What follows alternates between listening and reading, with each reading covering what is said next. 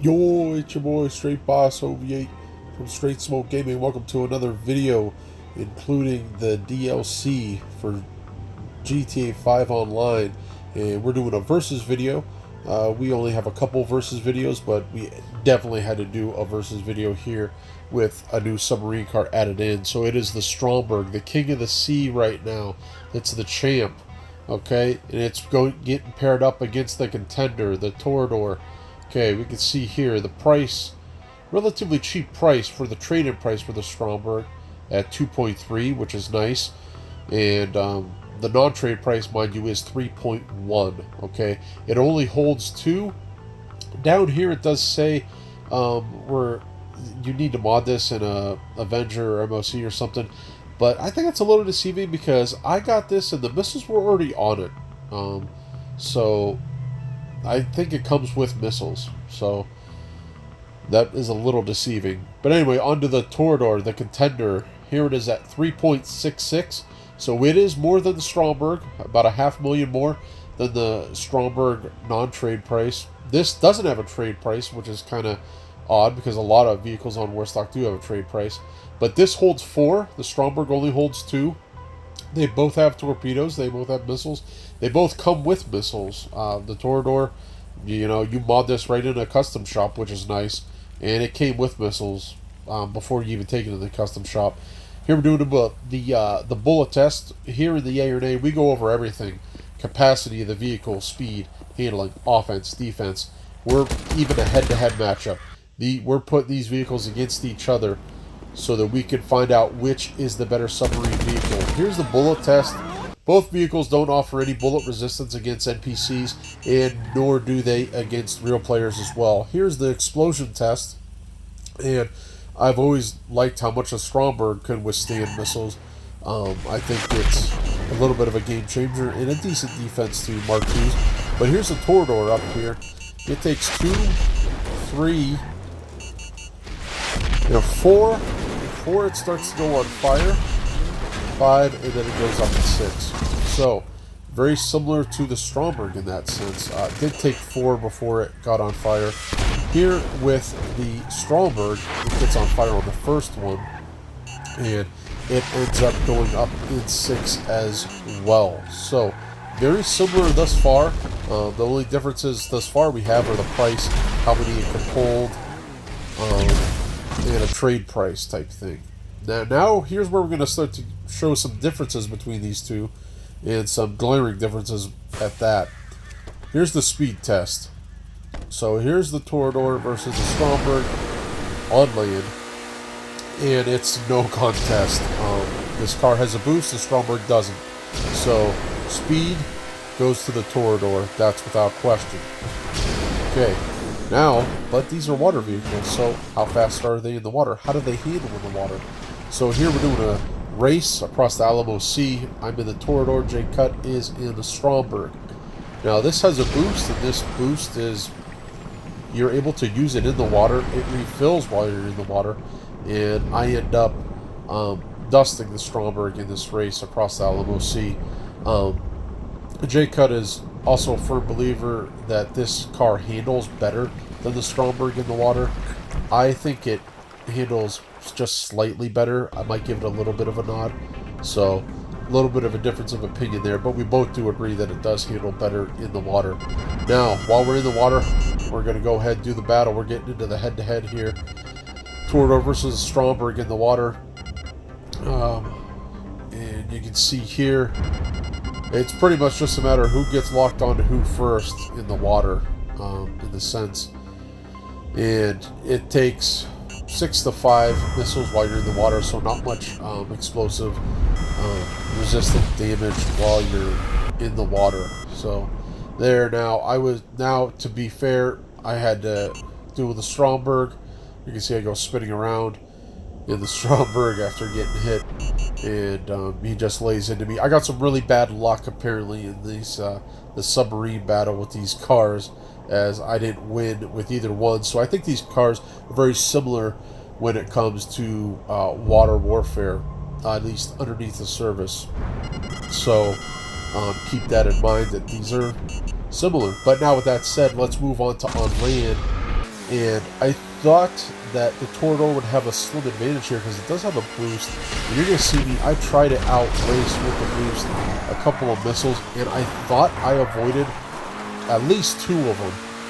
You're going to hear a lock on and a missile exploding behind me, but I know I didn't dodge all of them. I mean, I do take hits, but I thought the boost would help me, and here's why I ended up losing that.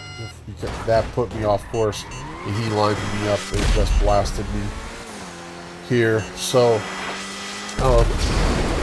you can outrun missiles, but it's not easy to do, so keep that in mind.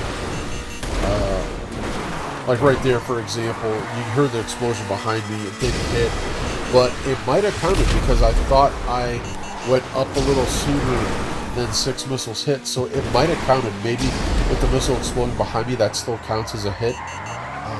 That's up for debate. But I end up going down, and then here we switch up me and the Stromberg, and this is very similar to dogfighting. It's a matter of who gets behind who.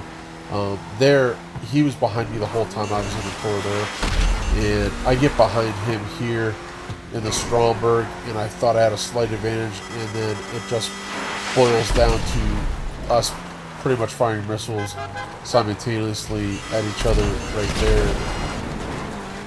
Well, no, actually right there is where, yeah, here's where I thought I had him. You know, he's in front of me, I'm just spamming, and he turns around, fires one, and we both end up dying. So, I don't know. I think these vehicles are similar on land when it comes to warfare in the head-to-head matchup. Now, as you can see here, there'll be a link in the description for the Toreador review, so go ahead and check that out for a full review of the Toreador. But these vehicles, when they are submerged underwater, about 15 to 20 to 25 feet, you're protected from taking missiles. You're going to hear Big Hoss firing missiles here at the Stromberg. And you can see it in the Toreador review as well, me taking missiles, and I'm at 20 feet below the surface, and the missiles do not hit. Yet, I am able to lock onto the Mark II from 20 feet below. So, both vehicles have that advantage, so they're similar in that aspect.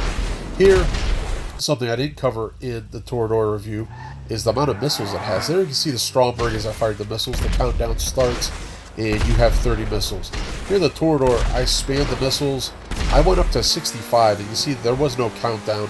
I went up to 65 before I got bored.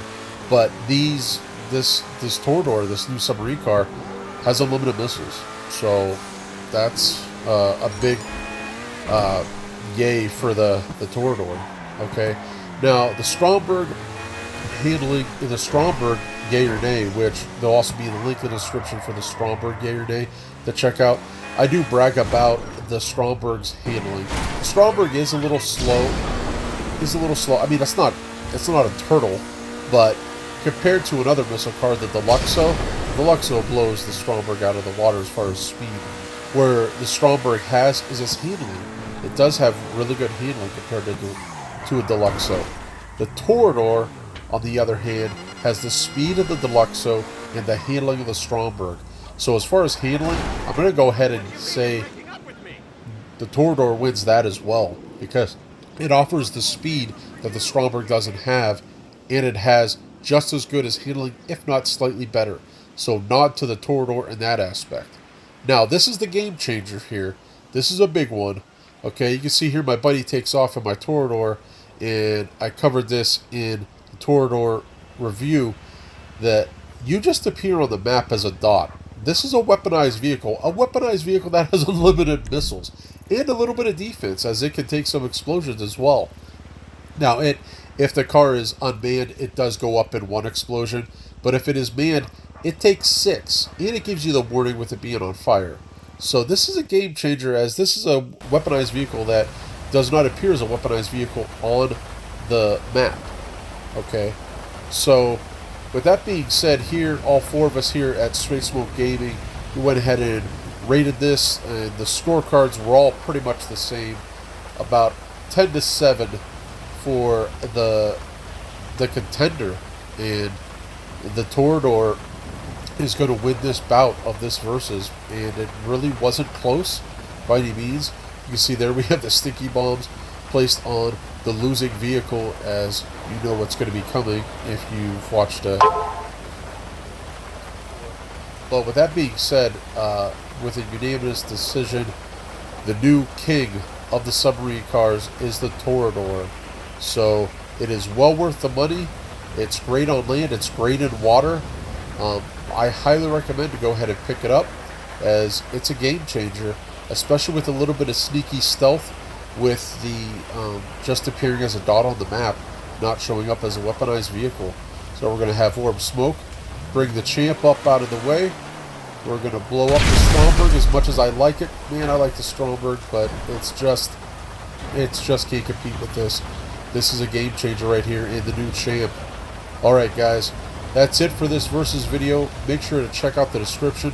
There'll be the Toreador review in the description, and there'll also be a link for the Stromberg yay or nay that we did several months back. So go ahead and check that out. Make sure you check back tomorrow for a submarine review, and also check Orb Smoke on Sunday with another Madden 21 video. Alright guys, please like and subscribe if you enjoyed, and stay tuned for more content. See you then.